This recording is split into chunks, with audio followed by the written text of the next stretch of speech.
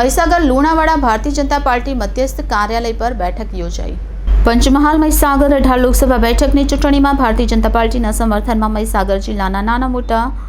સમાજની બેઠક ગામડાઓ નગર અને ભાજપ મધ્યસ્થ કાર્યાલય પર થઈ હતી, જેમાં બારિયા ક્ષત્રિય સમાજ, આદિવાસી સમાજ, પાટીદાર સમાજ, બ્રહ્મ સમાજ, દલિત સમાજની સમર્થન સભાઓ યોજાઈ હતી, જેમાં પ્રદેશના દેવેન વર્મા સહિત લોકસભા બેઠકના ઉમેદવાર રાજપાલસિંહ જાદવ, મહીસાગર પાર્ટી પ્રમુખ દશરથભાઈ બારિયા સાહેબ, મહામંત્રી પ્રદીપસિંહ રાઠોડ, માજી ધારાસભ્ય કાળુભાઈ